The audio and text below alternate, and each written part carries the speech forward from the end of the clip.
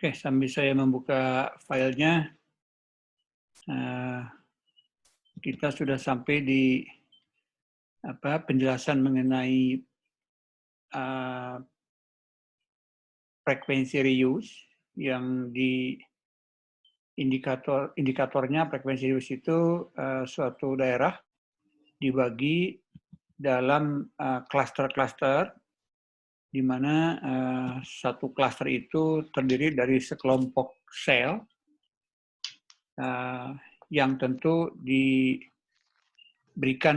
sumber daya radio yang berupa spektrum frekuensi yang berbeda pada setiap sel. Nah, kemudian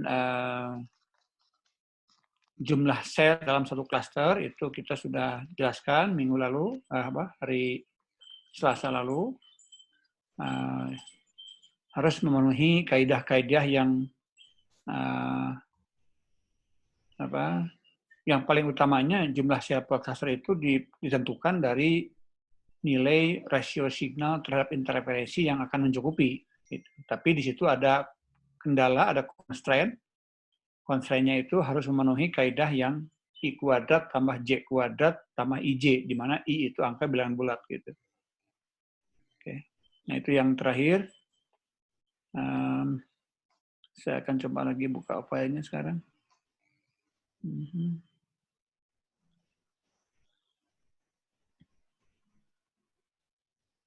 Okay.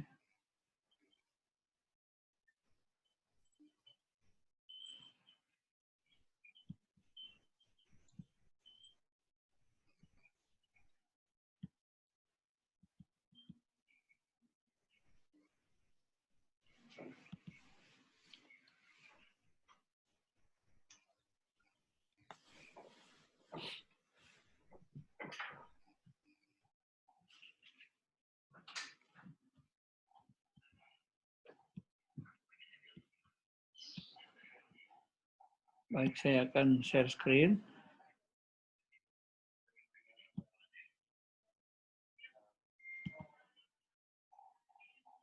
Oke, ini saya kira slide yang kita bahas hari Selasa ya. Jadi dari konsep co-channel cell. Nah ini tentu ini kalau ada gambar ini masing-masing sel yang berwarna biru itu akan dikelilingi oleh sel-sel yang lain dalam klaster yang sama. Nah itu tentu frekuensinya berbeda. Nah, sedangkan yang digambarkan pada slide ini adalah sel-sel yang co-channelnya, yang frekuensinya sama. Nah, dari sini kita bisa hitung, bisa turunkan kualitas dari signal terhadap interferensi adalah pada formula yang pada baris paling bawah gitu ya. Dengan asumsi bahwa di sini kontribusi dari masing-masing sel channel terhadap komponen interferensi dari nilai S2I itu dianggap secara statistik dianggap sama rata gitu, ya. Jadi ya nanti tentu saja nilai S2I yang akan dihasilkan karena distribusi dari atau posisi dari user yang sedang menangkap signal dari sel yang dia terhubung dan juga menangkap interferensi dari sel yang co-channel yang tidak terhubung tapi dia karena frekuensinya sama akan menangkap, itu nilai S2 itu akan berubah gitu tergantung posisinya ada di mana gitu. Apakah di ujung sel atau di tengah-tengah sel. Nah, nanti bilangan S2 itu akan kita pandang sebagai suatu variabel random di mana akan tergantung kepada posisi dia berada di mana begitu. Nah, ini kalau secara statistik kita anggap saja sel itu sebagai titik dan berkontribusi secara sama rata, sehingga nilai S2I yang didapatkan di sini akan merupakan nilai S2I yang merupakan nilai mean value-nya, nilai min-nya, nilai tengahnya gitu. Itu ya. Nanti nilai S2I akan merupakan variabel acak yang akan berubah atau random variabel selain dari dipengaruhi oleh posisi dari user tersebut dalam sel, nanti itu ada faktor lain yang akan menentukan nilai S2I berubah-ubah atau berperan variabel sebagai akibat dari kondisi propagasinya. Jadi kalau kita lihat user yang digambarkan oleh sebuah mobil di sini, nah, baik dia menangkap signal dari sel di mana dia terhubung, maupun dia menangkap interferensi dari ke-6 cycle channel di sekitarnya, di sekelilingnya. Nah ini kalau dia dalam kondisi propagasinya berupa propagasi yang bukan line of sight tentunya kan, karena kalau line of sight hanya bisa dicapai kalau Fresnel zone-nya free dari obstacle gitu. Ini nggak bisa. Nah sehingga dia kontribusi dari masing-masing sel yang itu kalau propagasinya di sini terhambat oleh bangunan, oleh pohon dan sebagainya, maka itu pun juga akan menimbulkan fluktuasi signal. Jadi nanti nilai S2I yang diterima oleh user ini di sini, nah nilai S2I ini, dia akan merupakan random variable yang variabilitasnya atau fluktuasinya dipengaruhi oleh dua hal. Pertama, kalau dia bergerak misalkan di sekitar sel ini ke arah manapun, maka dia akan menimbulkan skenario antara signal yang diterima dari sel ini dengan interferensi yang diterima dari 6 cycle channel ini akan berfluktuasi. Kemudian akibat dari gerakan tersebut juga propagasi atau path loss dari masing-masing cycle channel ini juga akan berubah-ubah gitu. Nah, sehingga angka ini bukan angka yang tetap gitu, tapi merupakan angka yang random variable. Itu yang saya jelaskan. Nah, ini mode yang dibuat di sini yang saya gambarkan pada saat ini betul-betul mode matematika yang disederhanakan. Jadi nilai ini boleh kita katakan sebagai nilai min-nya, ya, nilai tengahnya. Ini contoh-contoh untuk menghitung hubungan antara nilai S2I dengan nilai Q, di mana Q itu kan rasio antara radius distance dengan radius dari sel. Radius distance-nya D besar, radius dari selnya R. Jadi perbandingan antara D kepada R itu adalah seperti ini. Sekali lagi saya ulang lagi di sini bahwa alpha di sini adalah path loss eksponen atau pangkat dari propagasi terkait dengan jarak gitu. Jadi kalau pangkat 2 line of sight berarti kalau jaraknya bertambah 2 kali berarti propagasi atau signal nanti akan 4 kali gitu. Nah, tapi kalau dalam sistem seluler biasanya alpha atau path loss eksponen, path loss slope akan berkisar dari 3 sampai 5 angkanya. Bahkan kadang-kadang daerah yang sangat padat dengan obstacle, gedung-gedungnya misalnya sangat padat dan tinggi-tinggi, itu bisa mencapai lebih dari 5 nilai alfanya. Tapi berapapun nilai alfa itu nanti kita bisa hitung gitu, nilai resistance-nya. Oke, ini contoh-contoh yang kemarin saya jelaskan. Berikutnya saya akan masuk kepada aspek yang lain ya dari konsep seluler. Aspek lain dari konsep seluler itu selain dari membuat daerah cakupan menjadi bentuk konfigurasi sel-sel, kemudian bangun klaster, kemudian klaster diulang. Nah, itu kita bisa juga melihat dari sisi bagaimana akibatnya kepada sistem capacity. Ya. Jadi yang tadi kita bahas, termasuk yang hari Selasa, kita melihatnya dari segi efisiensi spektrum. Efisiensi spektrum diperoleh karena sejumlah set dari frekuensi yang dipakai dalam satu klaster bisa diulang kembali pada klaster lain dengan cara mengontrol nilai interferensinya. Nah, itu benefit yang paling signifikan dari multiplikasi atau pengulangan frekuensinya. Nah, tentu karena frekuensi bisa diulang, kita akan bisa mendapatkan benefit lain, yaitu kapasitasnya akan meningkat. Ya, yang secara langsungnya kan kalau suatu set frekuensi bisa digunakan kembali pada daerah yang telah memenuhi aspek interferensinya, berarti kapasitas akan secara otomatis berlipat juga gitu. Nah, tapi di sini kita lihat secara bertahap ya untuk menjelaskan bagaimana hubungan antara interferensi yang dikontrol dan sistem capacity yang diperoleh gitu. Nah, tapi di sini yang kita akan jelaskan adalah betul-betul hubungan antara interferensi dan sistem capacity yang apa namanya, yang absolut gitu, bukan kognitif. Karena nanti kalau kita masuk ke area riset, ada juga cara untuk meningkatkan capacity, hubungannya dengan interferensi itu menggunakan konsep radio kognitif. Nah, kalau radio kognitif berarti kita bisa menggunakan sharing spektrum dalam daerah yang sama. Kalau ini di sini sharing spektrum sebetulnya, maaf, bukan sharing spektrum di sini, kita melipat gandakan atau mengefisienkan spektrum dengan proteksi jarak yang atau proteksi daerah cakupan yang berbeda, yaitu dibagi oleh klaster gitu. Jadi tidak kita belum bicara kognitif di sini ya. Nah, tadi saya katakan bahwa spektrum yang dipakai itu setelah memenuhi jarak ulang yang cukup gitu.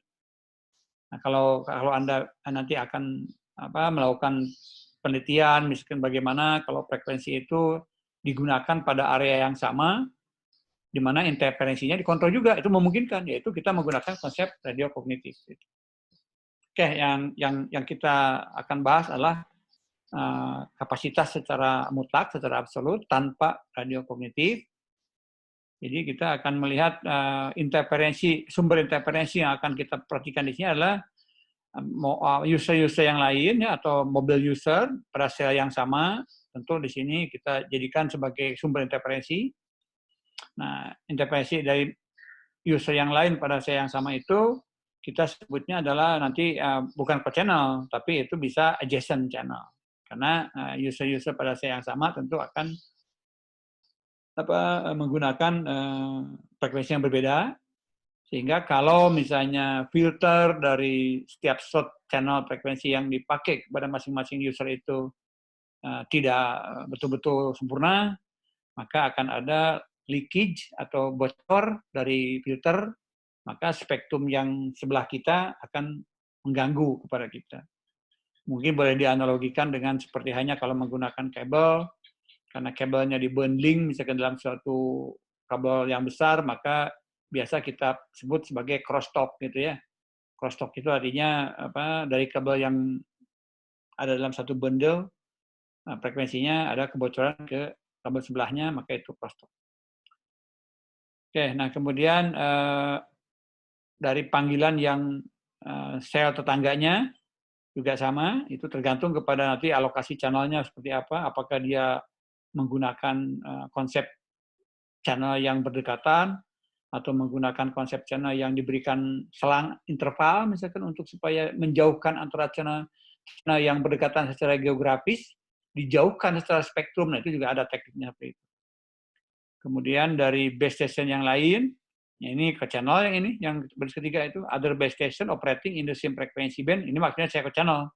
Yang tadi udah kita tunjukkan cara menghitungnya, hitung dari chat S2I tadi itu. Kemudian dari sistem yang lain, nah ini kalau bicara non-cellular system, yang energinya atau spektrumnya bocor, leaks, ya, kepada cellular frekuensi band, artinya ini, kenapa coba saya tanya nih, kalau kita tanya, kenapa misalkan sistem yang lain yang bukan seluler, bisa juga menjadi salah satu sumber interferensi. Konsep apa yang biasa kita pahami dalam hal ini? Kan kalau sistem seluler yang sistem yang bukan seluler tentu alokasi frekuensinya kan beda. Tapi kenapa? Ada yang bisa jawab nggak? Kenapa bisa ya atau berpotensi untuk menjadi sumber interferensi? Harmonisa, Pak. Biasanya konsep apa yang mungkin kita bisa pahami untuk menjelaskan ini? Sistem lain yang frekuensinya beda, tapi mengganggu kepada sistem yang seluler gitu. Harmonisa bukan, Pak? Betul, bisa harmonik ya. Harmonik atau juga bisa juga intermodulasi kan, akibat dari intermodulasi atau spurious misalkan. Spurious dari transmisi. Nah, yang gitu-gitu bisa juga menjadi sumber. Ya. Baik, tapi ini dari sekian banyak sumber interferensi yang kita akan fokuskan dalam kaitannya dengan seluler adalah ini kita lihat sekarang. Co-channel interference akibat dari side channel, kemudian adjacent channel interference akibat dari channel yang bersebelahan.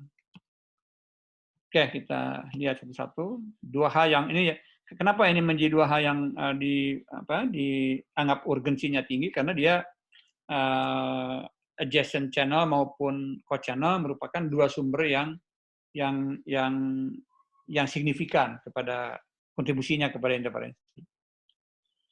Baik, ini pengertiannya atau definisinya. Co-channel interferensi itu interferensi dari saya yang jelas-jelas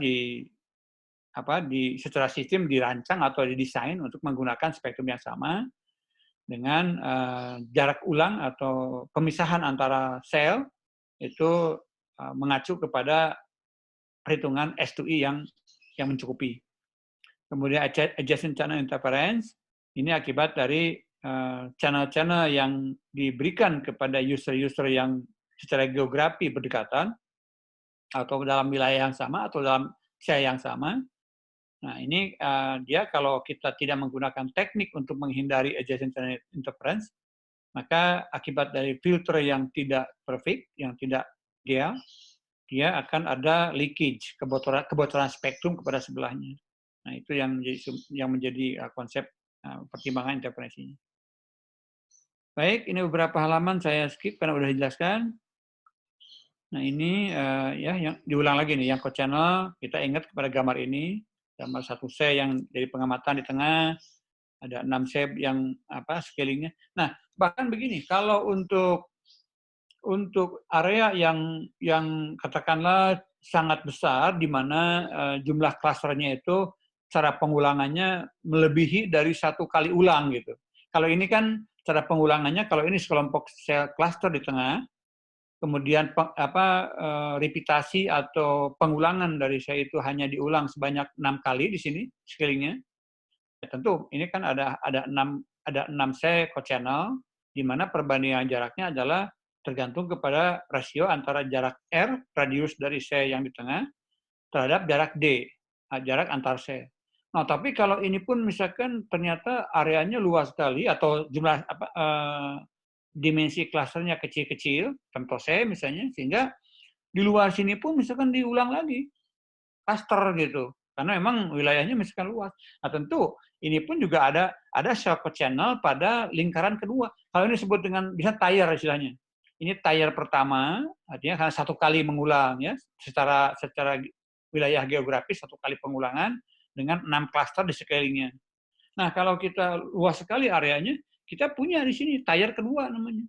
Tier kedua itu artinya klaster-klaster yang diulang pada area luar, lingkaran luar berikutnya gitu. Ya bayangkan saja ini kalau ini ring 1 gitu ya. Ini ring 2, berikutnya ring 3. Tapi tentu biasa kalau semakin keluar kan jaraknya pun semakin jauh. Jadi rasio antara D dibagi R memang yang cukup signifikan, masih signifikan dalam arti kata dalam nilai S2I yang dibolehkan, tapi masih signifikan. Memang ring pertama, ini tier pertama. Tier kedua biasanya orang sudah diabaikan gitu. Apapun yang terjadi, karena tier kedua itu di sini udah 2 kali, D-nya berlipat 2 kali, ya bukan 2 kali pas. D-nya sudah berlipat lagi sesuai dengan konfigurasi heksagonal yang terjadi di sini. Di sini ada, nah tier kedua itu ada 12. Ada 12 co-channel di sini. Nah, kemudian kalau kita ingin secara matematik, orang matematik biasanya kan berpikirannya sains kan ya. Orang matematik itu ya kalau sinya itu masih ada, hitung aja kata gitu kan. Karena memang sih kita bicara rekayasa engineering dan bicara sains kan berbeda pola pikirnya. Orang engineering itu kalau menjumlahkan 1000 dengan 0,001 gitu kan, ya kita jawabnya 1000 gitu. Tapi orang sains kan 1000 dengan berapapun angkanya sekecil apapun desimalnya ya nggak bisa dinolkan, mereka berpikirnya secara sains gitu. Nah, kalau kita melihat aspek itu, tentu ring kedua juga ada kontribusinya ya, cuman akan lebih kecil lagi sehingga diabaikan. Apalagi ring ketiga, ring keempat misalkan. Itu yang harus kita perhatikan. Tapi mungkin terjadi kalau area ini relatif besar, sedangkan dimensi klaster relatif kecil. Mungkin terjadi beberapa ring co-channel-nya bertingkat gitu, ring 1, ring 2, ring 3. Oke, baik. Ini ya tadi ini juga saya supaya Anda lebih hati-hati kalau maksudnya hati-hati dalam arti kata memilih notasi ya. Saya menggunakan buku yang berbeda waktu membuat slide ini. Ternyata ada yang menamakannya N, jumlah sel per klasternya. Ada juga yang menyatakannya K gitu. K is the group of cell or cluster gitu ya. Apapun yang dipakai notasinya, apakah pakai N atau pakai R, rumusnya apa aja. Bahwa D per R adalah akar 3 kali K atau akar 3 kali N. Ini hanya saya mengambil referensi yang berbeda. Ini hubungan antara D dengan R untuk nilai jumlah sel per cluster yang sebelumnya saya pakai huruf N, ini pakai huruf K yang seperti ini. Ya. Kalau untuk K4 itu D-nya 3,46 R.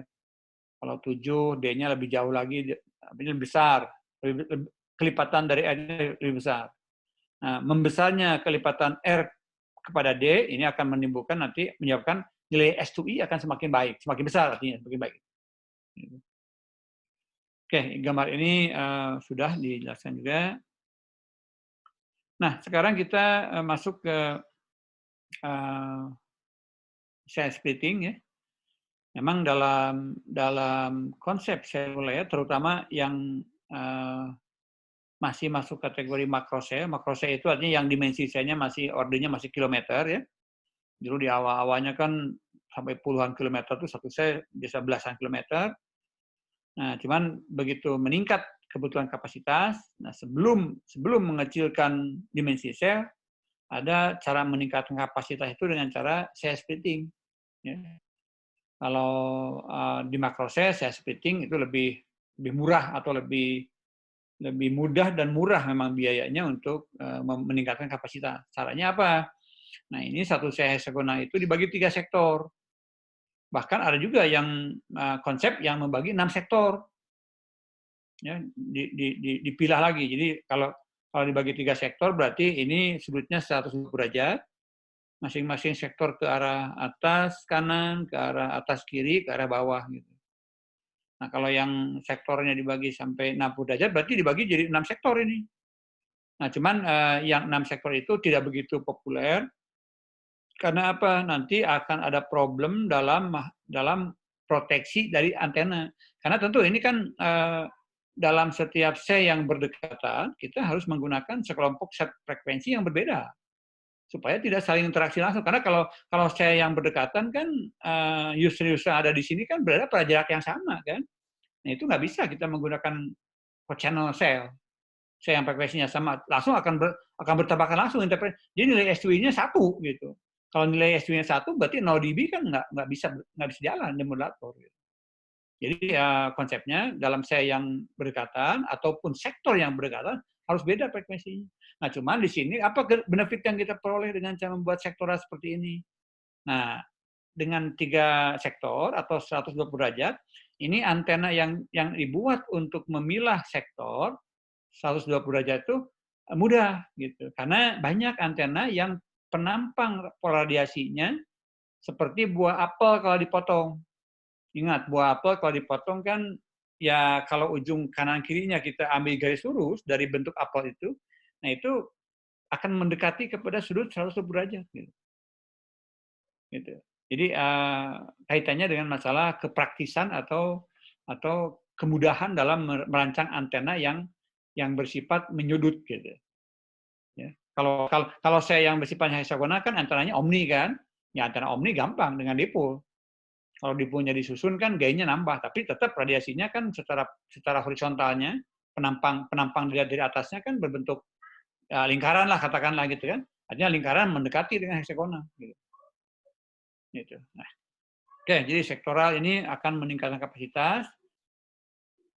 Baik, ini sebelum saya lanjut nanti ke bagaimana menelaah nilai S2I-nya pada sistem yang sektoral, saya akan coba dulu di sini ada gambar yang mungkin bisa kita pahami begini.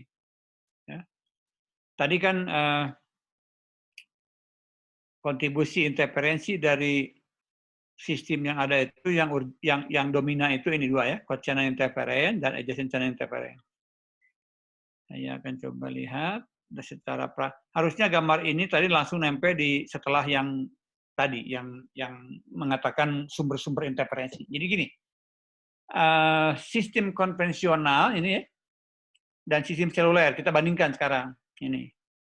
Nah, dilihat dari sisi konvensional itu hanya konvensional yang menggunakan satu antena yang tinggi dengan daya panca yang besar, sehingga optimasinya adalah pada sejauh-jauhnya, optimasinya pada jarak jangkau yang sejauh-jauhnya gitu. Konvensional itu begitu.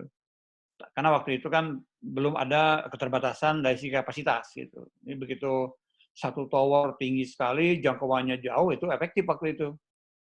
Murah gitu, tidak terlalu banyak membangun tower antena ya. Nah, yang seluler kita bedanya adalah kita membangun sel, membangun tower di beberapa sel. Kalau klasternya ada 7, omni semua, misalnya berarti ada 7 tower kan? Gitu. Nah, ini kita lihat tentu kalau konvensional di sini tidak ada co-channel. Karena set frekuensi yang dipakai pada sistem konvensional yang hanya satu area pelayanan yang luas, nah kita tidak mengulang frekuensi. Ya, jadi nggak ada co-channel. Tapi nanti kan di dalam itu, di dalam saya yang luas itu, karena satu set frekuensi dalam satu saya yang besar tadi itu tentu akan dibagikan kepada user-user yang ada, nah dia juga punya adjacent channel frekuensi. Nah, sedangkan pada konsep seluler, kita akan melihat dua kontributor terhadap interferensi, yaitu channel interferensi dan adjacent channel interferensi. Nah, gambarnya coba dilihat nih supaya memudahkan nih. Tadi kan sinyal dari base station yang dekat, yang di mana dia terhubung secara connection, yang mobil yang merah ini terhubung ke base station yang dekat di sini. Tentu sinyalnya kan tinggi ya, ini tinggi. Sinyal yang diterima oleh user ini dari base station tinggi gitu. Kemudian juga di sini di sebelah kanan saya yang lain ini channel ini. Jadi di sini di antara kedua saya ini udah ada saya yang lain, tapi kita abaikan saja karena frekuensi yang di sini beda gitu. Kita hanya fokus kepada saya yang co-channelnya di kanan. Nah, user yang ada di sekitar saya yang di kanan ini juga tinggi sinyalnya karena dia menangkap dari saya yang dekat gitu. Nah, cuman karena frekuensi saya yang kiri dengan frekuensi saya yang kanan sama karena co-channel. Nah, sinyal dari sini pun ketangkap oleh user yang di sini. Ketangkap. Nah, sehingga tapi karena jaraknya jauh, maka tentu level signal yang diterima dari BTS yang kanan oleh user yang ada di BTS kiri kecil digambarkan dengan yang ini, yang warna yang lebih gelap di sini. Nah, yang kita jadikan tadi nilai SW-nya mana? Ya SW-nya selisih antara ketinggian ini gitu. Ketinggian dari BTS yang terhubung dengan BTS yang co-channel. Nah, ini hanya ilustrasi gambar saja. Kenyataannya itu lebih kecil jauh ini. Karena perbandingan D dan R akan menimbulkan SW yang mencukupi. Gitu. Cuman, saya juga, kita bukan hanya satu. Ini punya 5 kontributor yang lain. Jadi, ini akan naik juga nanti akhirnya. Artinya ini hanya menggambarkan saja. Ya. Ini menjelaskan supaya Anda punya ilustrasi begitu. Oke, nah ini gambarnya saya lewat aja. Nah, beberapa nilai yang biasa diimplementasikan untuk menentukan S2I, atau bisa juga S2I, bisa juga C2I ya.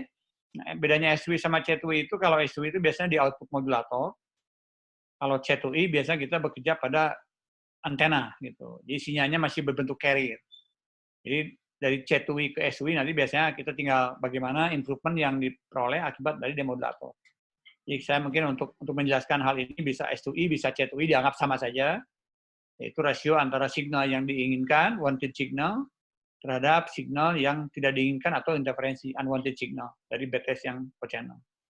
Nah, ini ada beberapa sistem ya.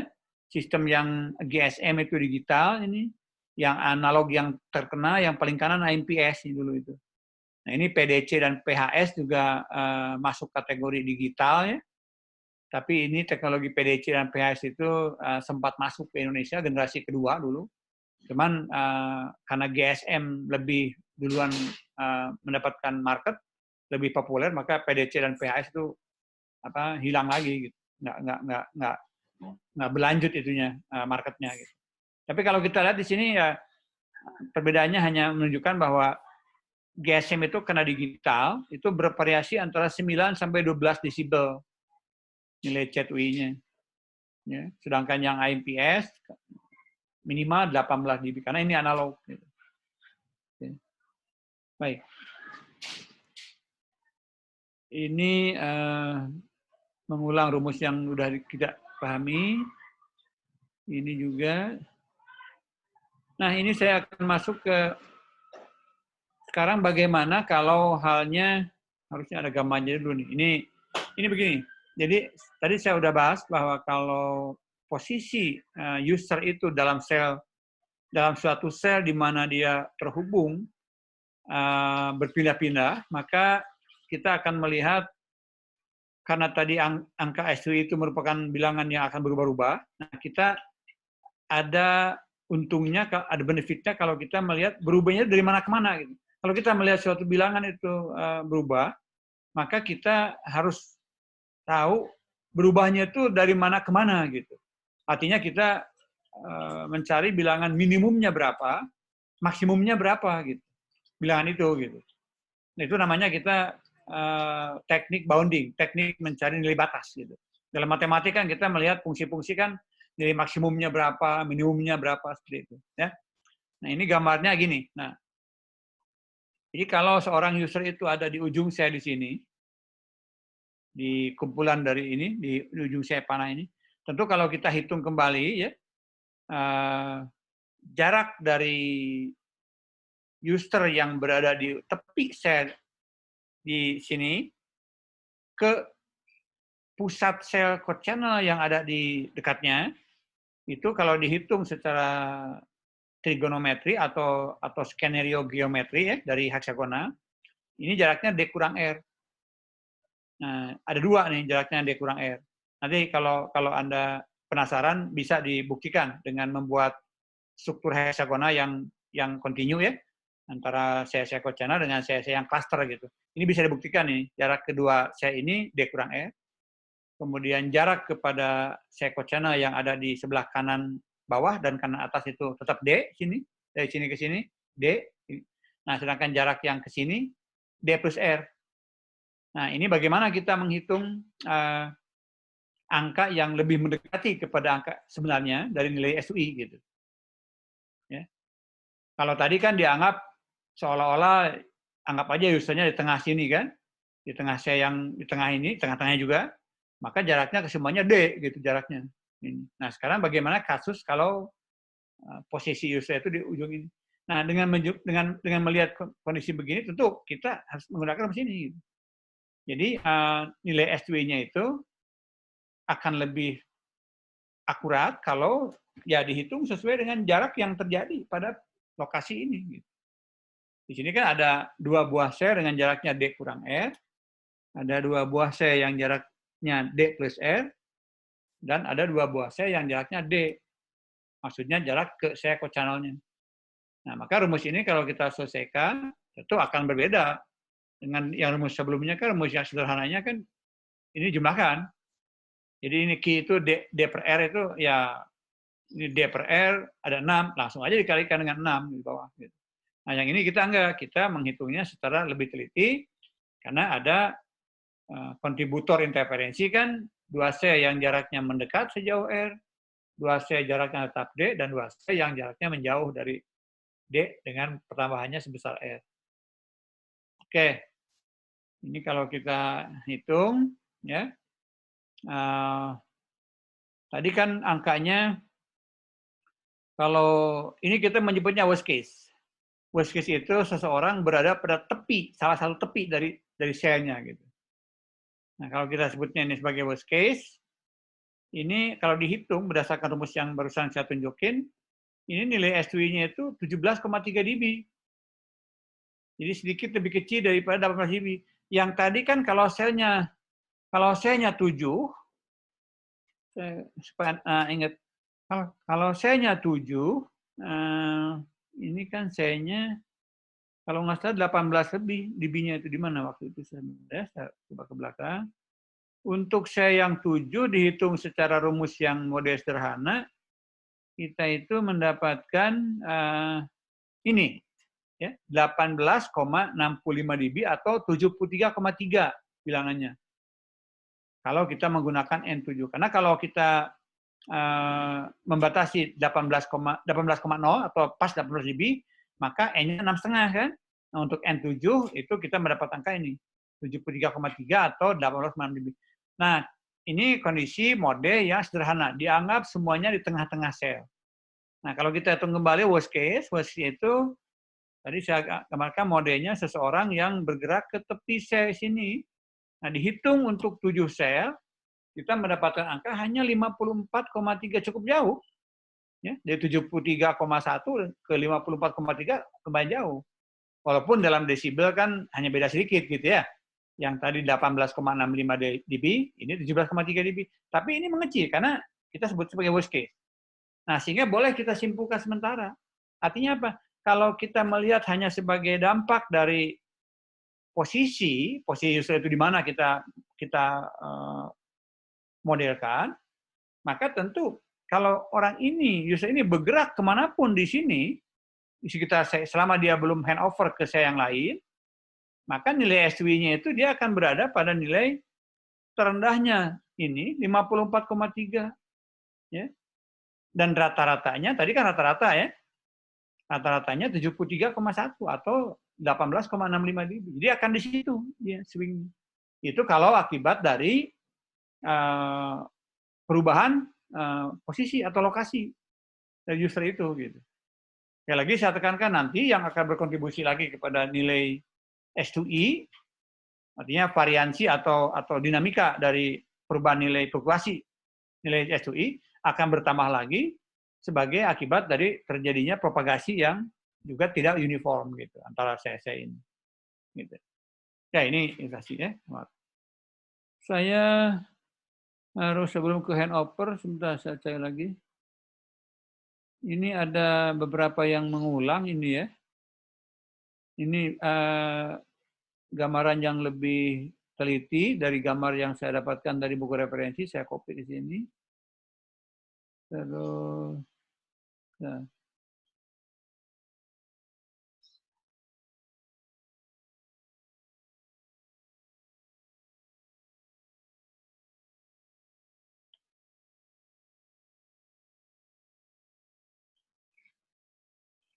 Saya kalau D minus R itu D. Ya, model ini kalau kita coba lihat lagi ada suatu posisi misalnya ya, mode gambar ini yang warna putih ini kalau ada suatu posisi di mana 6 seko channel itu dimodelkan dengan ini. Jadi ada 2 sel yang jaraknya berkurang sebesar R, kemudian ada 1 sel yang jaraknya tetap D, kemudian ada 2 sel, ada 1 sel yang jaraknya bertambah R/2 ini, ada 1 sel yang jaraknya berkurang R/2, ada 1 sel yang jaraknya bertambah R. Nah ini juga mode yang lebih teliti lagi kalau kita mencari suatu posisi user ada di suatu tempat di mana jarak kepada pusat sel masing-masing code channel-nya seperti ini. Jadi ada 2 sel yang berkurang sejauh R, ada 1 sel yang berkurang sejauh R/2, 1 sel bertambah R/2, 1 sel bertambah R, 1 sel tetap D. Nah ini tetap aja dihitung gitu. Tapi tentu nanti ini akan berada pada in between dari yang rata-rata tadi, yang kalau semuanya dianggap di pusat semua, dengan kalau kita menggunakan worst case situasi tadi itu yang saya gambarkan di sini, yang kondisi terburuk yang ini, ya gitu. Jadi cara menghitung SWI seperti itu. Kenapa SWI itu penting? Karena merit atau kualitas dari komunikasi nanti akan sangat ditentukan oleh SWI. Baik itu dampaknya kepada BER maupun dampaknya kepada reliabilitas dari cakupan. Jadi apakah cakupannya mencukupi untuk semua orang bisa menikmati nilai S2I yang melebihi threshold gitu ya. Atau ada sebagian user sekian persen misalkan yang mendapatkan nilai S2I yang di atas threshold, tapi ada sekian persen misalkan user yang mendapatkan nilai S2I di bawah threshold itu, nanti akan sampai ke situ kita mengkajinya. Gitu.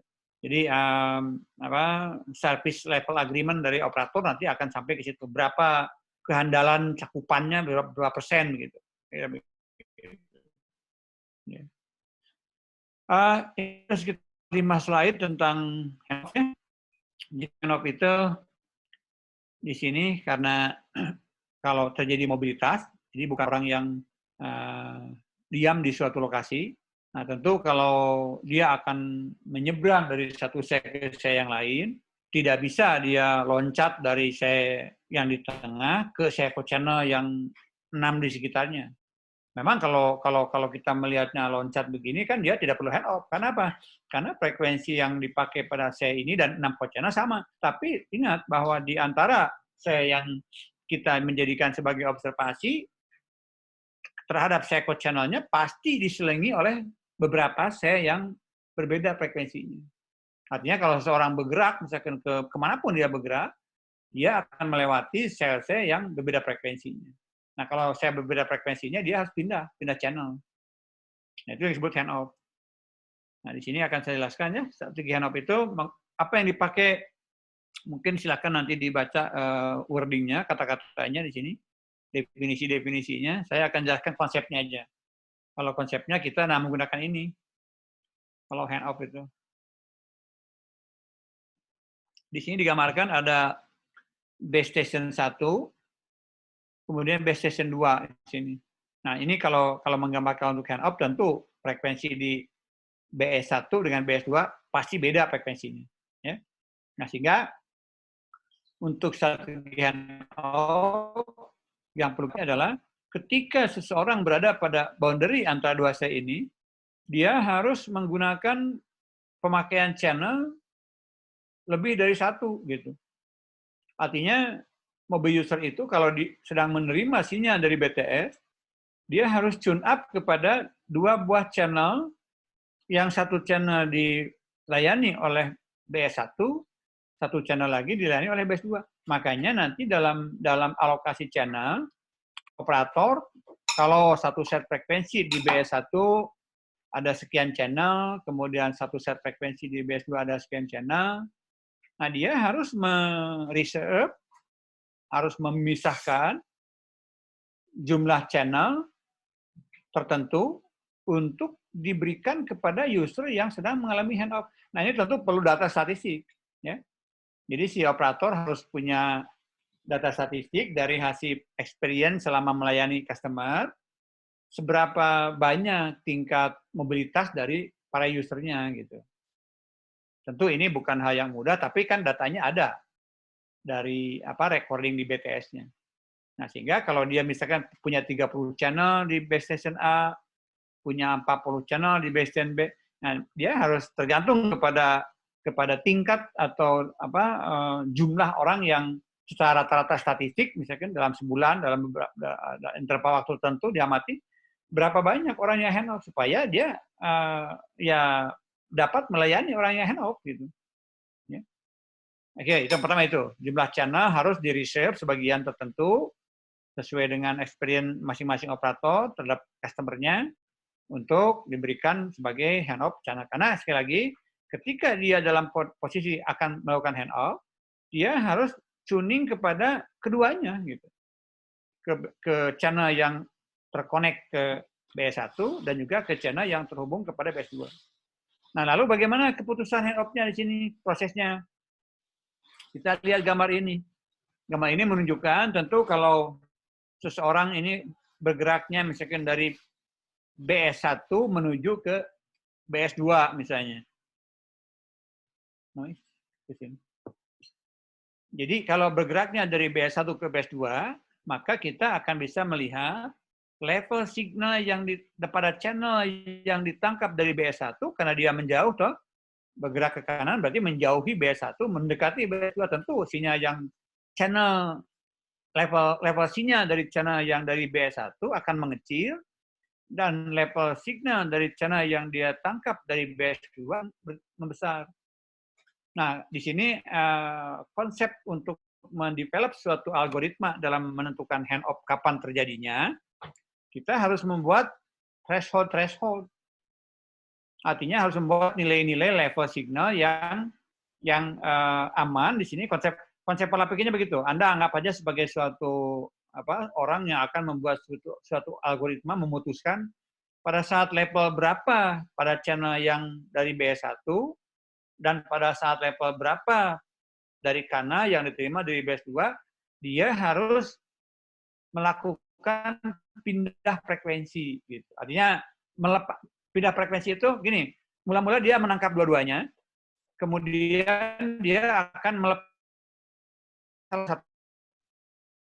Jadi kalau dia anggap saja dia bergerak dari pusat sel sebelah kiri ke pusat sel sebelah kanan. Ketika dia di pusat sel sebelah kiri kan dia hanya menangkap signal dari sel kiri kan, tidak menangkap dari yang kanan karena dia beda frekuensinya. Nah, tapi dia begitu dia dan dia juga bukan pada posisi kritis. Dia tidak dalam kondisi bahaya. Karena apa? Dia cukup masih lama dapat dilayani oleh sel sang kiri, gitu. Nggak masalah. Yang saya bicarakan tadi itu ketika dia udah ke ujung sini, mendekati ke batas antara dua sel. Nah, di situ dia masuki area hand-off boundary gitu. Nah, di situ dia harus memutuskan kapan dia harus mulai menangkap kanal, salah satu kanal untuk hand-off dari BS2 gitu. Setelah dia tangkap, berarti dia kan tuning kepada dua kanal kan. Kanal yang sebelah kiri dia terhubung, kanal yang sebelah kanan juga terhubung.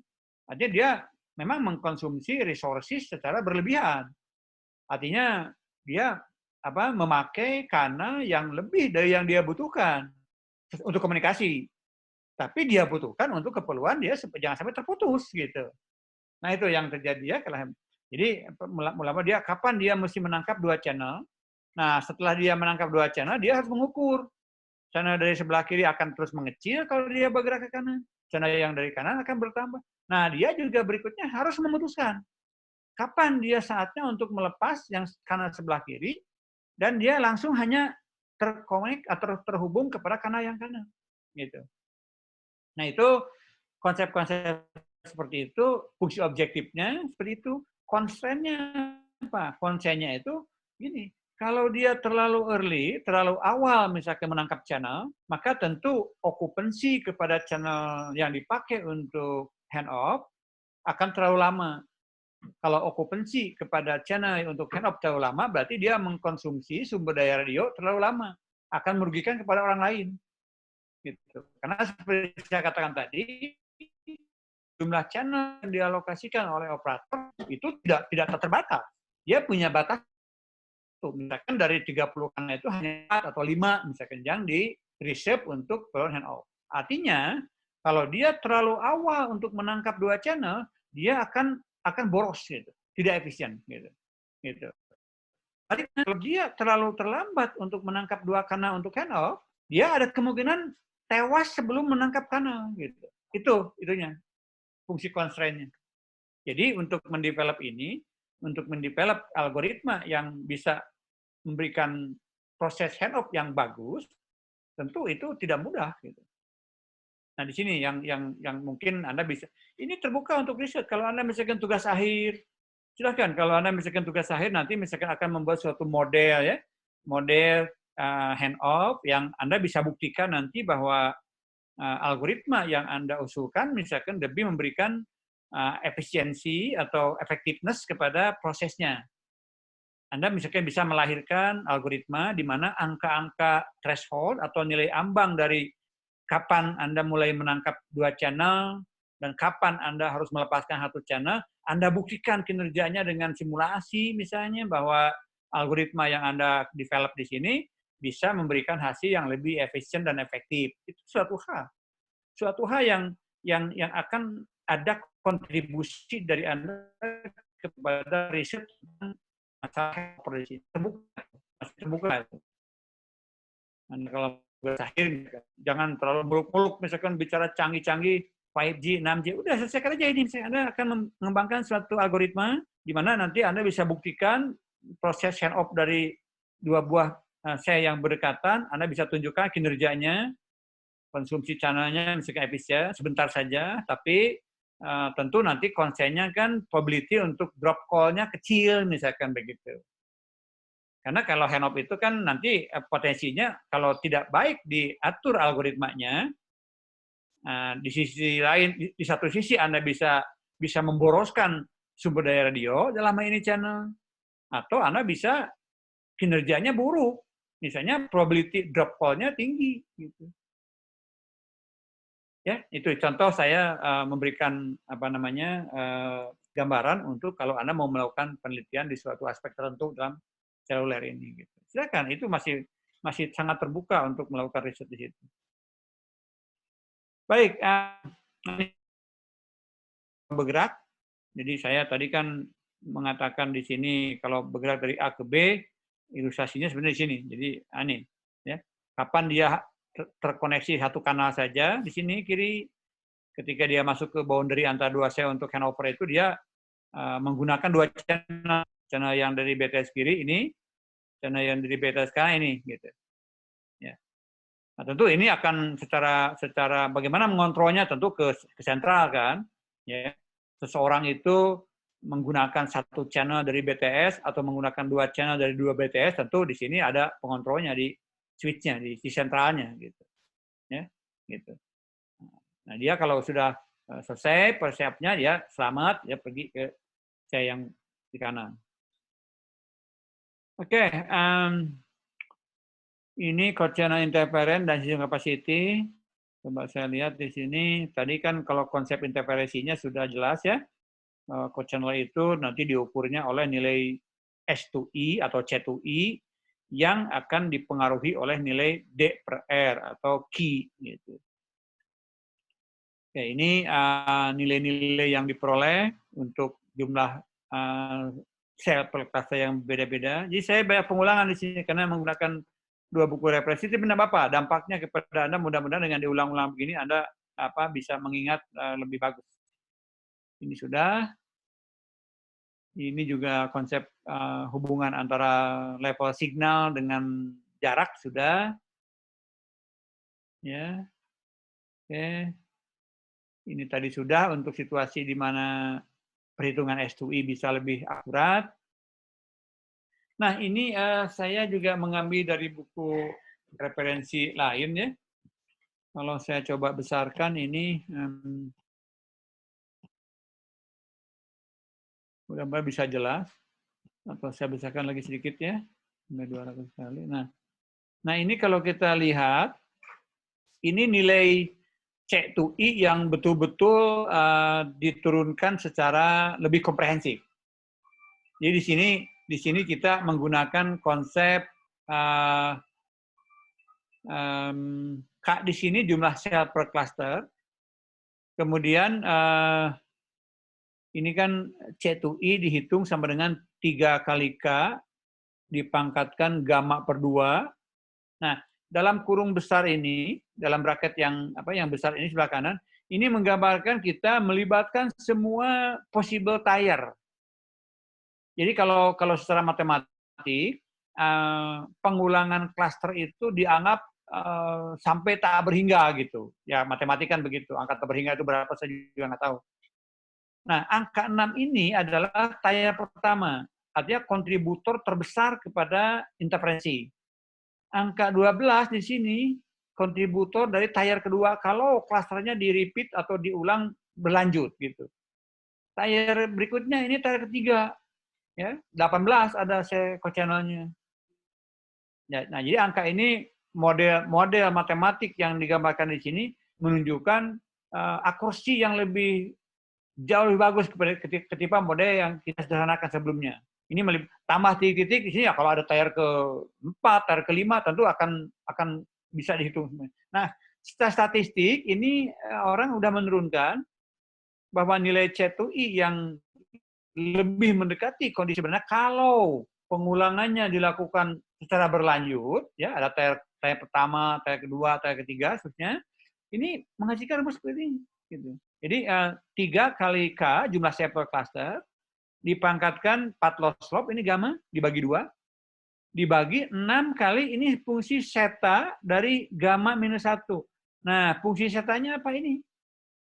Fungsi zeta gamma minus 1-nya itu ini by definition ya, didefinisikan jumlah dari 1 gamma minus 1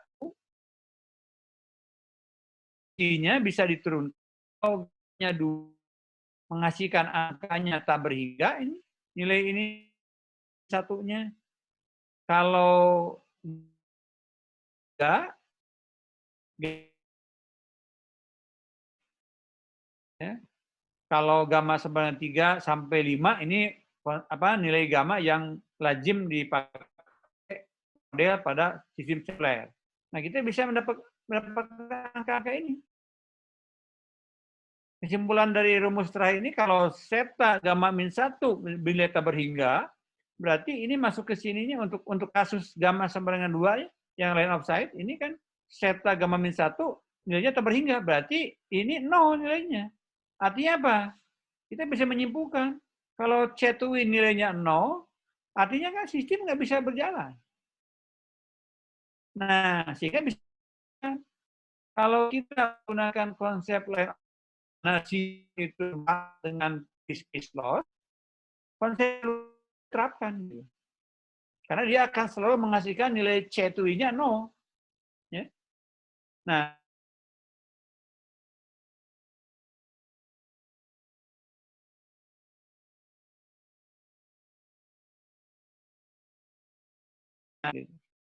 karena walaupun BTS-nya antenanya tinggi, tapi usernya kan ada di yang rendah, hanya ya kalaupun di out di 100 meter. Ini apa? Tidak mungkin diaplikasikan dengan 9 gitu.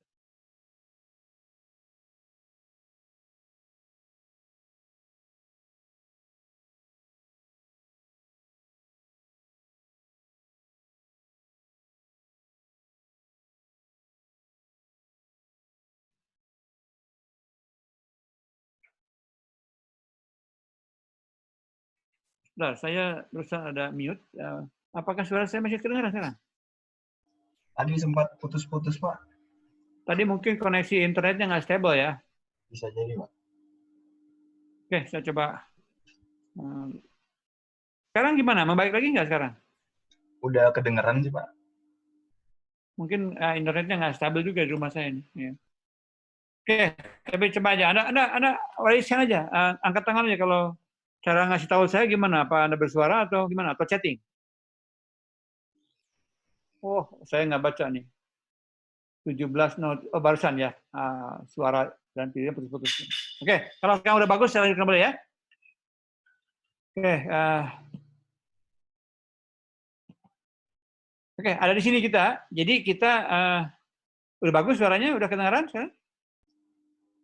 Udah di saya, Pak. Oke, ya. Nanti kasih tahu lagi aja kalau internet nggak stable lagi. Jadi kembali lagi sini ya, kita bekerja pada nilai path loss eksponen antara 3 sampai 5 di sini. Beruntung gitu, karena propagasinya kita tidak memungkinkan untuk menggunakan line of sight dalam seluler ini, atau menggunakan gamma 2 tidak mungkin. Dan kebetulan memang kalau kita menghitung secara statistik untuk gamma sama dengan 2, ini menjadi suatu sistem yang tidak memungkinkan gitu untuk menghasilkan C2 sama dengan 0 kan. Nah, konsep reuse kan nggak berlaku gitu. Nah, sedangkan yang kalau propagasinya sesuai dengan hasil eksperimen di lapangan memang antara 3 dan 5, kita punya nilai-nilai ini gitu. Ya, nilai ini kan tergantung kepada zeta, fungsi zeta nih. Zeta gamma min 1, ini zeta gamma min 1. Nah, nilainya itu kalau gamma 3 ini 1,6449, kalau gammanya 4 1,2021, kalau gammanya 5 ini 1,0823. Inilah nilai-nilai yang mungkin akibat dari propagasi, akibat dari kondisi propagasi yang berbeda-beda path loss eksponennya, maka nilai C2i juga akan menghasilkan yang berbeda gitu. Ya. Nanti hasil perbedaan atau dinamika efek dinamis dari nilai C2i akibat dari kondisi propagasi yang berbeda-beda akan bersuperposisi dengan perubahan nilai S2I akibat posisi. Yaitu, saya kecilkan lagi, dia akan berinteraksi dengan ini, dengan perubahan nilai S2I akibat dari di mana dia berada pada lokasi di dalam sel ini. Ya, itu yang saya jelaskan. Jadi singkat ceritanya nanti kita akan bekerja dengan random variable untuk menentukan nilai S2I yang akan kita pakai dalam menentukan kualitas komunikasi. Yang tentu Anda sudah tahu dalam sistem digital, nilai S2I atau dalam sistem digital kan nggak bisa interferensi, bicanya noise kan, nilai S2N kan, signal to noise ratio. Ingat, signal to noise ratio itu merupakan besaran dalam komunikasi yang sangat-sangat menentukan indikator tolak ukur kepada kualitas komunikasi. Dalam digital nanti kita jelas kaitannya dengan BER gitu, bit error rate nanti. Gitu. Baik, kita lanjut sekarang untuk adjacent channel interference. Nah, ini ilustrasi ini saya kira mudah kita lihat, kita pahami ya. Set frekuensi yang akan kita tebar kepada semua user yang ada pada sel yang sama. Ya, tadi kan dalam sistem seluler itu ada satu klaster terdiri dari 4 sel atau 7 sel berapapun. Nah, itu kita akan kita bagi dengan kendaraan. Orang-orang atau user-user yang ada pada satu sel itu perlu punya kendaraan untuk menyalurkan komunikasi yang kita sebut sebagai spektrum. Nah, ini channel-channelnya seperti ini. Kalau ini misalnya AMPS, sistem analog dulu, ini lebar masing-masing channel ini 30 kHz. Dipakai oleh siapapun dengan modulator analog pakai FM ya. Ini modulator analog itu pakai FM. Ini 30 kHz. 30 kHz, 30 kHz. Dan hanya bisa dipakai oleh seorang user. Nah, lalu ketika AMPS juga berevolusi kepada sistem digital di Amerika, mereka menyebutnya sistem digital AMPS atau DAMS. Nah, mereka membuat digitalisasi dari channel yang 30 kHz analog ini, mereka digitize menggunakan sampling, dijadikan 3 channel digital. Gitu. Oke, ya. Nah, kemudian teknologi GSM, channel-channel ini dibaginya tuh satu channel 200 kHz kalau GSM itu. Mereka menyebutnya satu channel dalam konteks modul transmitternya. Itu 200 kHz. Lalu mereka membuat posisi digital TDMA, membuat 8 time slot di sini. Jadi untuk teknologi GSM, channel RF, radio frekuensi yang 200 kHz, itu akan bisa menyediakan channel digital 8 buah. Gitu. Yang secara implementasinya dijawantahkan menjadi time slot gitu ya. Tapi apapun teknologinya yang kita pakai, tentu kalau kita bicara antara channel yang satu 30 kHz kalau analog atau 200 kHz kalau GSM, channel berikutnya demikian. Nah, ini kan tentu akan ditebar kalau dalam satu sel yang sama kita memberikan beberapa channel, maka tentu mereka akan berinteraksi pada region atau pada wilayah yang sama. Dengan dampak bahwa level signal yang mereka terima akan sama levelnya. Cuma karena mereka kan harusnya tidak berinterferensi. Karena apa? Channel-channel ini kan difilter gitu. Nah, cuman kita juga tahu filter itu kan tidak seperti bata, tidak kotak. Filter itu responnya kan di ujung kiri kanannya kan melengkung. Sehingga di batas antara dua channel ini yang biru-biru ini merupakan lokasi-lokasi spektrum yang mungkin bisa masuk ke kiri dan ke kanan. Gitu. Ini disebut sebagai adjacent channel interference. Ya, itu yang terjadi. Ya. Tentu tidak akan menyerbu secara total, tapi kan nanti kalau dibagi-bagi lagi di sini beberapa orang lagi, ada orang-orang tertentu yang akan menderita akibat dari ini, akibat dari kebocoran atau leakage dari adjacent channel-nya. Itu yang terjadi. Tapi ini mudah diatasi ya. Cara mengatasi ini gampang. Cara mengatasi ini gampang, caranya dengan cara membuat alokasi channel yang seperti ini. Jadi kalau saya gambarkan ke gambar yang tadi, gambar yang saya ya. Nah, kalau misalnya ambil contoh yang supaya mudah, mana ya? Nah ini, misalnya gini, channel-channel yang akan diberikan kepada saya yang di tengah ini, kalau kita punya alokasi spektrum misalkan menghasilkan kalau kita 10 MHz, kalau akan dipakai GSM kan berarti 200 kHz satu channel, kita akan punya 50 kan? 50 channel GSM kalau kita punya lisensi frekuensi 10 MHz. Gitu. Nah, yang 50 channel itu tentu akan dibagi ke, kalau sistem klasternya 7, 50 channel tadi yang masing-masing 200 kHz atau totalnya 10 MHz akan dibagi, disebarkan kepada 7 buah sel. Berarti satu selnya akan kebagian 7 channel. Gitu.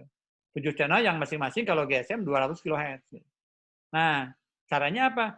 Membagikan yang 7 channel tadi, kan kita kalau channelnya dikasih nomor, kita frekuensi sebelah kirinya, misalkan channel nomor 1, tambah 200 kHz ke kanan, channel nomor 2, tambah 200 kHz ke kanan lagi, channel nomor 3, terus begitu. Nah, nanti cara menebarnya, kita pakai sistem destinasi. Jangan ditebar channel yang 1, 2, 3, 4, 5, 6, 7, misalkan dia yang sama, kemudian channel nomor 8 sampai channel nomor 14, misalkan di C yang sama lagi berikutnya, nomor ke sampai ke 21, disatukan lagi, jangan begitu. Caranya itu, ini ya saya dapat message lagi, sambungan internet nggak stable. Masih bisa kedengaran sekarang? Putus-putus lagi nggak? Masih bisa, Pak. Masih bisa, Pak. Masih bisa kedengaran ya. Oke, jadi cara membagikan channelnya itu kita sekarang seperti ini. Jadi channel yang diberikan kepada ini kebetulan sudah sektoral ya. Jadi ini bukan heksagonal yang omni, ini udah dibagi 3 sektor ini. Cara menamakannya ini C nomor A sektor 1. Oh ini C nomor 1 sektor A, A1 itu. B1 itu C nomor 1 sektor B, C1 itu C nomor 1 sektor C. Kemudian ini C nomor 2 sektor A, 2B, 2C. Ini C ketiga sektor A, B, C. Nah gitu. Caranya kita urutan channel kita jajah begini, 1, 2, 3, 4, 5. Nah, tapi nanti kan ke bawah nih, ke matriks nih. 10, 11, 12. Totalnya 24 channel ini. Nah, nanti itu yang dialokasikan channel di sektor A untuk sel nomor 1, yaitu kanal nomor 1, nomor 10, nomor 19. Sehingga nanti kalau kita kembali ke sini, nah, kanal-kanal yang berada pada lokasi yang sama, atau kita sebut sebagai kanal-kanal yang kolokasi, dia tidak akan berurutan begini. Dia akan nomor 1, kemudian berikutnya akan nomor 10, nomor 19. Jadi di sini akan terjadi pemisahan jarak. Jadi karena di sektor yang sama, yang lokasi geografisnya sama, dia akan berjauhan. Gitu. Ya singkat pemahamannya, dia dijauh-jauhkan lah gitu channelnya. Supaya dia dengan filter yang tidak terlalu mahal pun, artinya kalau kita pakai filter yang biasa saja, yang tidak mendekati ideal, tidak masalah toh, karena channel-channel yang berada pada yang lokasinya sama, dia berada pada rentang spektrum yang berjauhan, sehingga filter leluasa gitu. Itu yang terjadi ya. Ini gampang, memang udah begitu. Cara mengatasi interferensi akibat adjacent channel, caranya mudah. Ini kalau tidak salah disebutnya apa? Menggunakan intervalisasi atau desimasi, pakai desimasi dari pengalokasian channelnya. Ya. Oke, saya kira gitu ya untuk cara mengatasinya. Ini. Nah, sekarang kita lihat kapasitasnya ya. Tadi kita kan akan melaju kepada bagaimana menghitung kapasitas. Ini contoh di sini.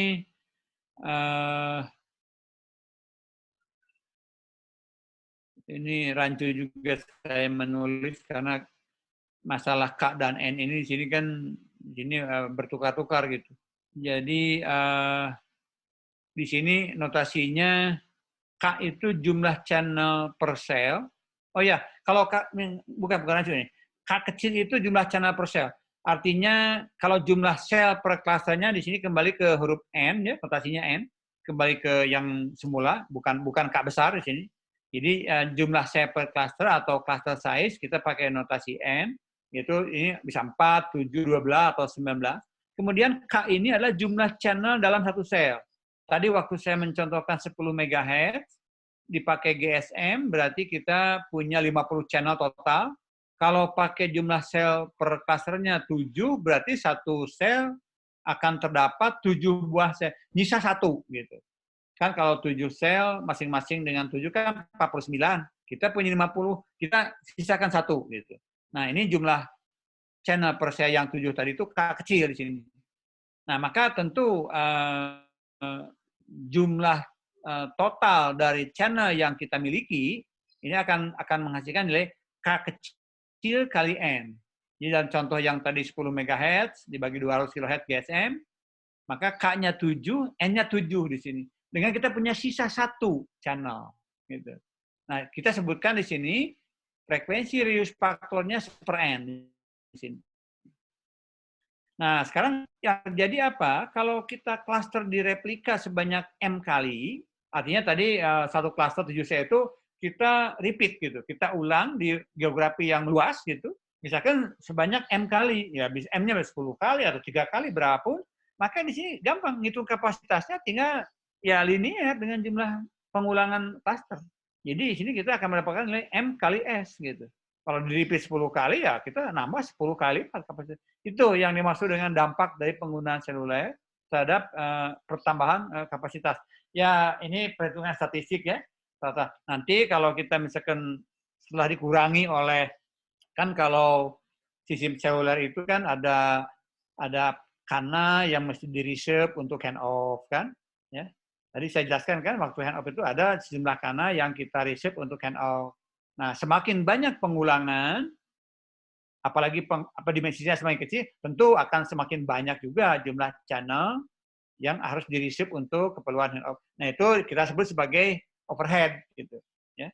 Karena overhead yang dialokasikan sebagai dampak dari konsep seluler. Artinya apa? Nilai total capacity dari jumlah channel yang kita hitung sebagai M kali S atau M kali K kecil kali N, nanti secara efektifnya kita harus perhitungkan dengan pengurangannya akibat dari keperluan untuk overhead. Channel overhead ya untuk keperluan hand off, dan yang paling signifikan untuk keperluan hand off gitu. Ya. Karena kalau untuk signaling, kemudian untuk sinkronisasi itu udah biasa. Dalam konsep multiple access kan kita harus juga mereserve sejumlah channel untuk keperluan signaling dan untuk keperluan paging misalnya. Artinya itu overhead yang wajib terlepas apakah seluler atau bukan. Nah, tapi kalau untuk keperluan hand off jelas kaitannya dengan konfigurasi kita menerapkan sistem seluler. Kita dikurangi oleh hand off. Tapi tentu ini overhead tidak akan ya hanya sekian persen pengurangannya dari benefit yang diperoleh akibat dari pengulangan klaster ini. Gitu. Itu yang harus saya jelaskan. Baik, ya. Oke, nah contoh di sini kalau kita punya ukuran jumlah sel per klasternya 7, kemudian reuse faktornya 7, kita mengasumsikan misalkan total kapasitas channel-nya itu 490 misalkan totalnya. Maka di sini nilai jumlah channel per selnya 70 channel. Nah, kalau kita replikasi 3 kali M-nya, kita akan bisa menyediakan 3 kali 490, 1410 total channel-nya. Biasanya ini dalam komunikasi analog voice ya kita menghitungnya kapasitas dengan jumlah channel. Karena dalam sistem voice analog, satu channel itu sama dengan satu voice, gitu, satu orang user. Gitu. Ya. Nah, kalau udah digital nanti bisa aja satu channel analog dibentuk lagi menjadi beberapa channel digital, misalkan dengan TDMA atau apa. Ya, kemudian kalau kita juga diterapkan juga pakai untuk komunikasi data, maka jumlah channel ataupun kapasitas total kita akan merepresentasikannya sebagai throughput kan. Satu kanal besar misalkan throughput, lalu teknik multiple access-nya nanti kan pakai protokol IP misalkan. Nah, hitung jumlah orang yang menggunakannya, nanti kan Anda masuk kepada teori-teori yang bisa dipakai pada komunikasi data. Karena komunikasi data itu kan beda dengan voice. Kalau voice itu circuit switch, artinya kapasitas channel dihitung berdasarkan sirkuit, kemudian panggilan-panggilan yang masuk setelah kapasitas karena terpakai semua menjadi blok kan, kita menggunakan Erlang C formula di situ. Nah, tapi kalau kita gunakan kapasitas channel itu untuk melayani data, ya diantaranya pakai IP misalnya, maka kapasitas channel dihitung dalam bentuk throughput. Nanti kaitannya antara jumlah user ya tergantung kepada delay kan, karena yang sudah terpenuhi, yang sudah penuh, incoming call tidak di block kalau untuk data, tapi ditunggu di queue gitu. Sehingga nanti kapasitas karena akan berubah menjadi konsekuensi delay yang terjadi. Gitu. Itu lain. Nanti di teori traffic gitu. Anda dapatkan di teori traffic gitu, ya, traffic komunikasi. Oke, ini kita akan melihat lagi cara saya splitting. Ada suara masuk? Memberitahu saya? Atau mau Izin tanya? bertanya. Saudara Barik mau bertanya? Oh, iya Pak, mau bertanya. Saya lihat Anda menghidupkan microphone. Ya, izin bertanya Pak. Yang tadi kenapa M-nya sama dengan 3 ya Pak?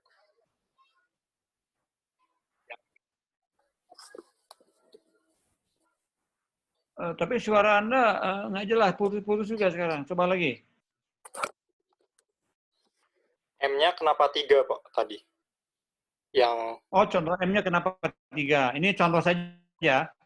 Nah, untuk M3 itu artinya gambar ini. Ini M ini kenapa 3 mengambil contoh gambar ini gitu. Gambar ini kan jelasnya kan ada satu klasternya 7 sel. Ini sel A di tengah, kemudian ini B, C, D, E, F, G itu sel yang dalam satu klaster, tentu spektrumnya beda, ini frekuensinya semuanya. Nah, ini repeatasinya di-repeat 3 kali ini, yang hitam di atas, yang hitam di sebelah kirinya. Artinya apa? Ini kita menggunakan konsep pengulangan 3 kali klaster. Nah, karena satu klaster ini di sini contohnya ada jumlah selnya kan perkasanya 7. Kemudian jumlah channel yang dimiliki oleh operator ini 490. Jadi kalau 490 ini supaya ada gambaran praktis mungkin ini begini, ada 10 MHz ya. Kemudian dia satu channelnya itu barangkali contoh saja misalnya ada satu teknologi menggunakan konsep analog 20 kilohertz satu channelnya. Sehingga kalau 10 MHz dibagi 20 kilohertz, total channelnya yang dia miliki itu 500 channel, 10-nya misalkan dia ambil untuk keperluan overhead nanti itu. Ya. Jadi kalau dia punya 10 MHz, dia punya teknologi yang memerlukan spektrum satu channel misalkan 20 kHz, maka dia akan memiliki sumber daya spektrum sebanyak 500 channel, kemudian dia pilahkan 10 channel untuk overhead, untuk hand off atau untuk apalah, terserah dia gitu ya. Nah, sehingga dia punya 490. Nah, maka 490 ini dibagikan kepada setiap sel dalam klaster yang sama, tentu satu selnya akan kebagian 70 kan? Jadi ini masih sel A 70 channel, sel B 70 channel, demikian juga C, D, masing-masing 70 channel. Nah, ini misalkan daerah yang akan dilayani memerlukan cakupan atau coverage dengan 3 kali mengulang klaster terlayani semuanya misalkan di sini. Katakanlah ini bayangkan saja ya hanya untuk melayani satu regional misalkan di tempat pariwisata misalkan kan 3 klaster. Nah, cara menghitungnya apa? Channel total 490, jumlah channel per set 70, kalau direplika 3 kali, maka ini 3. Maka total channel yang asalnya secara real channel yang dimiliki hanya 490 atau 500 dengan yang overhead tadi, channel yang dia miliki untuk melayani customer, dia punya hampir 1.500 gitu. Atau 1470 gitu tepatnya. Artinya apa? Sumber daya real frekuensi yang dia pegang lisensinya hanya cukup untuk 490 channel. Artinya untuk 490 orang, 490 orang pun dalam satu cluster. Dalam satu set hanya untuk 70 orang. Gitu. Nah, tapi channel, katakanlah, boleh dikatakan channel yang dia bisa jual ke customer dalam tiga klaster yang dia kembangkan ini, replika, dia punya kapasitas totalnya 1470. Jelas maksudnya itu? Berarti M-nya itu R Jadi M3 ya, itu kan? hanya contoh saja. Ya. Oh, oke. Ya, Bu. Kira-kira begitu cara menghitungnya. Oke. Baik, kita lanjutkan lagi. Ini cara yang kedua untuk menambah kapasitas. Jadi masih masuk kategori topik size splitting. Size splitting di sini maksudnya memecah sel atau membagi sel gitu. Nah, tadi yang udah saya tunjukkan yang paling sederhana membaginya dengan cara sektoral. Dibagi menjadi 3 sektor. Nah, tapi cara yang lain juga ada dengan cara membuat dari makrosel itu yang besar-besar ini, yang diameternya besar, yang ini, itu makrosel. Nah, kita bisa membuat teknik cell splitting dengan membuat makrosel menjadi mikrosel. Caranya apa? Ini segmen dari sel makro yang terjadi di antara beberapa sel yang berdekatan ini, kita kembangkan gambar yang kecil-kecil ini. Ya, jadi ini kita membuat konfigurasi sel yang lebih kecil. Jadi yang asalnya itu radiusnya R menjadi diameter sekarang. Dalam sel makro itu R itu radius sel. Dalam sel mikro kita menjadi diameter heksagonal. Jadi kita mengecilkan jangkauan setengahnya gitu. Membuat dari makrosel menjadi mikrosel. Nah, dalam mikrosel tadi kita buat yang asalnya radius R menjadi diameter sekarang ini. Sehingga R-nya setengahnya. Kita buat lagi heksagonal baru di sini. Nah, ini kita kembangkan terus. Jadi ini hanya contoh untuk memperjelas metode ya. Ini. Nah, ini di setiap sudut ini menjadi mikro semua, mikrosel semua. Gitu. Nah, dengan konsep seperti itu, atau dengan kata lain kita mereduce R menjadi setengah R, dari R menjadi setengah R ini R2 ya. Nah, ini selnya menjadi kecil. Tentu luasnya kan kalau luas dari heksagonal itu radiusnya R, kemudian luas heksagonal mikronya menjadi R2, tentu luasnya kan bukan jadi setengahnya. Karena perbandingan luas lingkaran dari R menjadi setengah R kan juga bukan setengahnya. Kuadrat kan hubungannya kan? Gitu. Nah, ini luas area yang dilayani menjadi, ya silakan hitung nanti dari heksagonal berapa. Kalau radius dari heksagonal dari R menjadi setengah R, luasnya jadi berapa? Tentu bukan setengahnya, akan lebih kecil lagi dari setengahnya. Gitu. Ya, oke. Ya itu. Nah, dampaknya apa kalau kita membuat size splitting? Dampaknya langsung kepada pola reuse yang akan lebih tinggi gitu. Kalau asalnya misalkan ini ya simple penjelasan sebenarnya kan kalau tadi misalkan ini ya cluster kan. Nah, kalau satu cluster ini dibagi menjadi mikrosel, yang asalnya makrosel jadi mikrosel, coba Anda tebak atau Anda bayangkan akan jadi berapa cluster di sini. Kalau asalnya satu cluster kan gede nih. Ini satu cluster ini 7 sel nih, sel A, B, C, D, E, F, G. Nah, sekarang clusternya kecil di sini gitu. Asalnya misalkan kita punya 3 cluster makro. Kalau sudah dikembangkan masing-masing ini menjadi sel mikro semua, akan jadi berapa cluster? Silakan nanti itu, ya. Apakah jadi 6 atau jadi 8? Jadi apa? Nah, artinya apa? Proses replikasi yang berlipat itu akan berdampak kepada naiknya nilai M di sini, gitu. Artinya apa? Kalau nilai M-nya, tentu kita bicara di sini membuat konfigurasi dari makrosel ke mikrosel, tidak bicara pertambahan kapasitas total yang dimiliki. Tetap aja operator punya lisensi frekuensi misalkan 10 MHz ya. Dengan kapasitas dalam kondisi makrosel 490 kanal total. Lalu operator tersebut membuat konfigurasi mikro seperti ini. Kita kan bisa menghitung sekarang berapa jumlah cluster yang dibentuk akibat dari perubahan makro ke mikro selnya. Nah, jumlah clusternya kan tentu akan bertambah. Bertambahnya seberapa banyak silakan. Nah, tapi yang jelas nilai M ini akan naik. Gitu. Nah, kenaikan nilai M kan otomatis akan melipat gandakan ini. S. Kapasitas total 490 tadi akan langsung berlipat ganda dengan nilai M, linear dengan M. Artinya apa? Proses splitting dengan menggunakan teknik merubah dari skala makrosel ke mikrosel otomatis sama dengan kita akan merubah angka M menjadi berlipat juga gitu. Ya paham ya itu ya? Jadi kapasitas akan naik gitu. Oke. Oke, ini gambaran di lapangannya seperti ini. Kita kalau bandingkan lagi dengan cerita awal waktu saya menjelaskan konsep konvensional kan seperti ini. Daerah yang luas hanya satu pemancar, kemudian kita konsep makrosel seperti ini. Memang ini sesuai dengan evolusi seluler.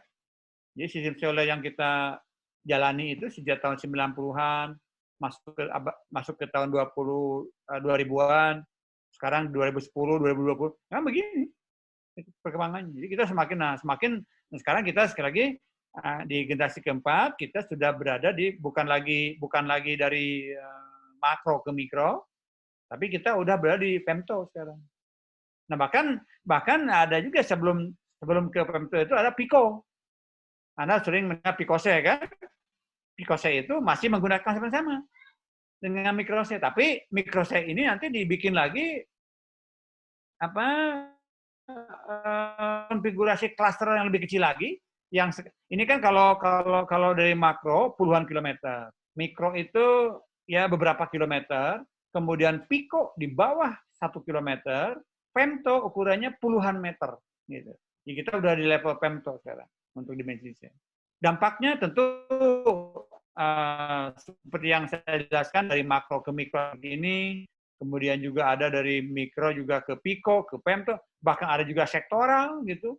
Maksudnya kalau sektoral itu dari mulai skala makro pun sudah ada sektoral. Itu semuanya akan dipakai untuk meningkatkan capacity. Ya. Dalam hal ini kalau sekali lagi capacity kita supaya mudah membayangkan kalau mendasarkan kepada perhitungan channel switch circuit berarti jumlah channel voice misalnya. Kalau kita membayangkan untuk komunikasi data ya throughput masing-masing channel yang terbentuk kita jadikan sebagai satu channel virtual yang kita lihat ukurannya dari segi throughputnya gitu. Ya. Oke, ini malah halaman terakhir saya jelaskan juga ada konsep yang dipakai untuk generasi pertama dulu masih zamannya analog.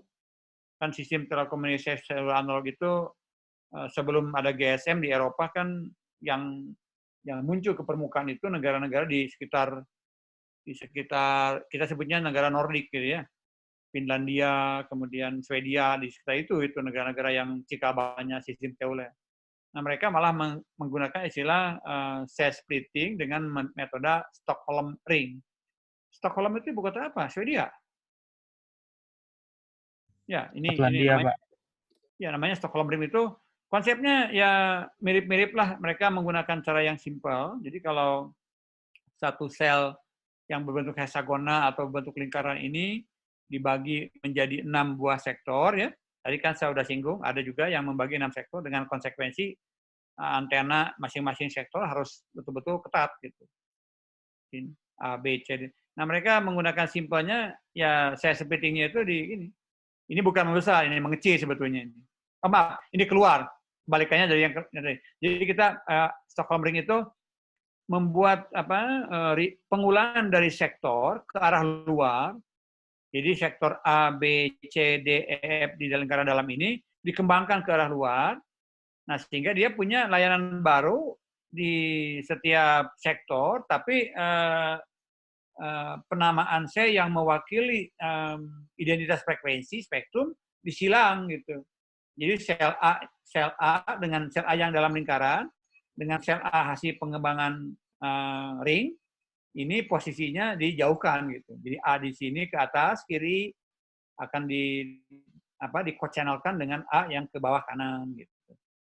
Demikian juga F yang ke kiri, F yang ke kanan. B yang ke atas, B yang ke bawah. Jadi ya ini dijauhkan aja supaya nanti set frekuensi ini tidak langsung berinteraksi. Gitu. Saya ingin menjelaskan tadi yang sektoral ya. Kenapa yang sektoral bisa memprotek interferensi lebih bagus. Selain dari menambah kapasiti, ada efek lain terhadap interferensi. Sektoral itu ini. Ini contoh untuk daya saya kira sudah diterangkan tadi ya. Perbandingan daya dan jarak. Nah ini sektorisasi. Ilustrasinya yang 3 sektor, yang atas gambarnya, yang 6 sektor bawah.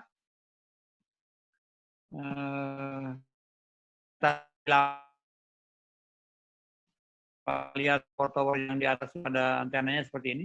Nah, sektorisasi itu ini dibagi 3, melayani masing-masing ke arah masing-masing sektor A, B, C. Ini. Nah, ini saya menjelaskan bagaimana benefit yang additional benefit terhadap konsep sektorisasi selain dari penambahan kapasitas.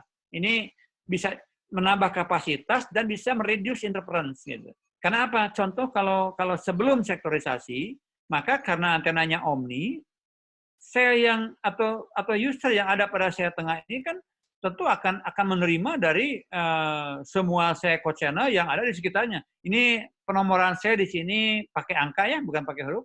Ini sel nomor 5, co-channel dengan nomor 5 di atas, 5 di kiri, 5 di kiri bawah, 5 di kanan bawah, 5 di kanan. Ada 6 sel di sini. Karena dia omni antenanya, kalau seperti heksagonal, artinya apa?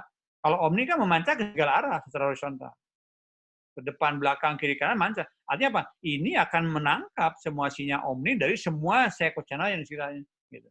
Nah, kalau sudah disektorisasi nanti itu, nah co-channel selnya diatur sedemikian supaya kontribusi dari interferensi hanya dari sebagian yang kebetulan arah sektornya tidak bisa dihindari untuk dibuang arahnya gitu. Contoh, kalau ini sel nomor 5 yang di tengah, kalau kita mengamati kepada sektor yang ke kanan, nah ini, nah maka dari sel co-channel nomor 5 yang ini kan tidak mendapat interferensi. Karena sel co-channel 5 yang di tengah sini, sektor yang ke kanan akan co-channel dengan sel nomor 5, sektor yang ke kanan. Nah, dari sektor yang ke kanan ini kan tidak ada radiasi antena ke arah sini. Artinya ini kan di-exclude gitu. Ini dibuang dari kontributor interferensi ke sini gitu. Gitu. Demikian juga yang atas. Walaupun yang atas mungkin di sini kan yang ke kanannya kan. Ini ada sektor yang ke kanan, ada nih ke bawahnya. Tapi kan ini udah out dari garis ini. Gitu. Artinya saya yang ini pun bisa terbuang. Ya, kecuali nanti kalau misalkan memang desain antena ada sedikit leakage misalkan dari sini masuk ke sini, nah itu ada konsekuensi, tapi itu kan tidak signifikan, hanya akibat dari bocor gitu. Demikian juga saya yang di bawah. Ini kalau kita lihat arah garis sektor yang ke kanan, sel nomor 5 ini maaf. Nah, kalau yang di bawah sini karena lokasinya kalau kita lihat hijau ini ya. Warna hijau ini sebenarnya menunjukkan terjadinya kontribusi interferensi gitu, yang hijau ini gitu. Nah, ini kalau yang di bawah, kalau kita lihat sel nomor 5, sektor yang ke kanan, ini garis ini memang mencakup ini gitu. Jadi ada kontribusi interferensi dari sel yang nomor 5 yang di bawah, yang sektor kanan. Demikian juga kontribusi dari sel yang sebelah kirinya, sel nomor 5, sektor kanan, ini masih mencakup daerah ini. Artinya apa?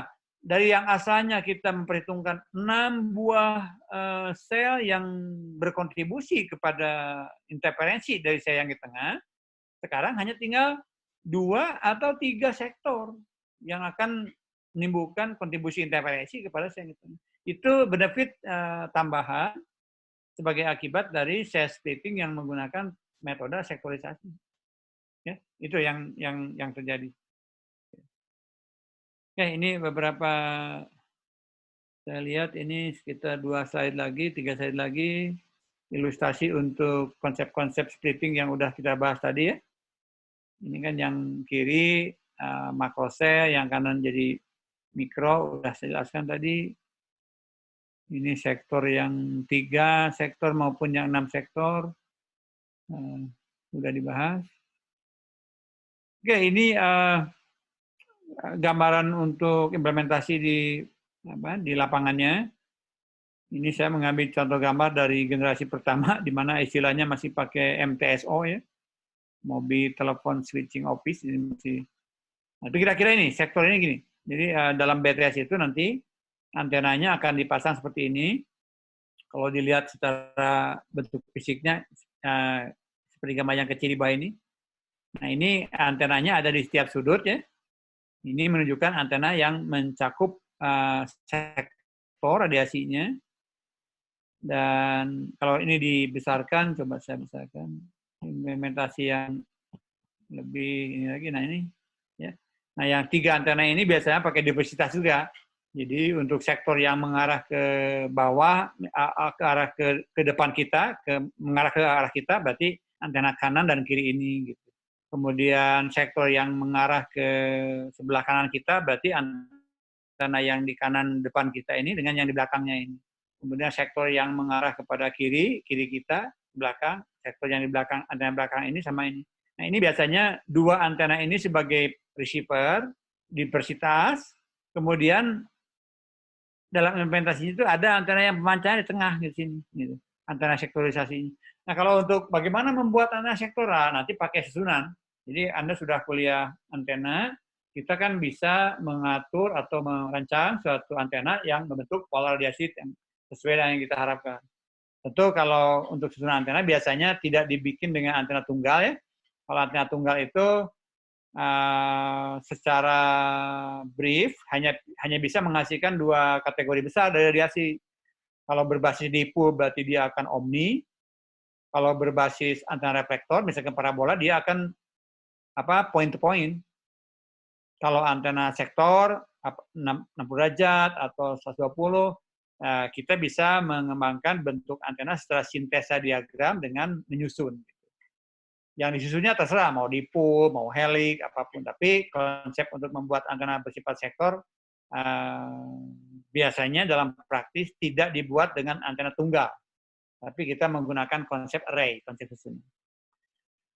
Baik, saya kira slide ini selesai.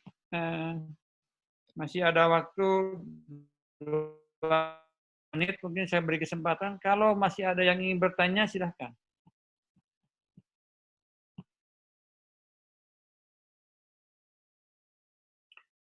Nanti minggu depan kita hari akan lanjut ke materi berikutnya itu propagasi ya. Jadi saya akan introduce sekarang.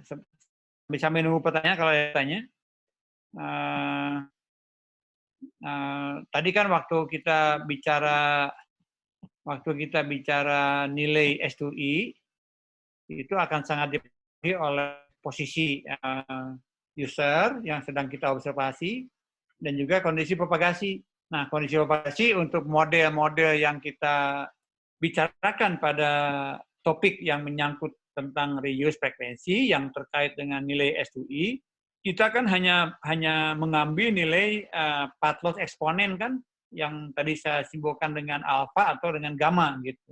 Nah nanti kita bagaimana menentukan gamma dan berapa nilai gamma yang kita peroleh, nanti kita di bab berikutnya untuk melihat sisi propagasi skala besar path loss dalam sistem jaringan akses ini atau sistem seluler, ada cara-cara yang bisa kita gunakan untuk memprediksi. Caranya itu propagasi kita prediksikan dengan rumus-rumus yang berdasarkan hasil pengukuran di lapangan, kemudian dibentuk menjadi suatu formula empiris gitu. Dari formula empiris itu kita akan bisa menentukan berapa nilai gamma yang berlaku dalam suatu daerah tertentu misalnya. Kemudian berapa nilai deviasinya gitu. Nilai peredaman itu akan bervariasi atau berfluktuasi dari berapa sampai berapa.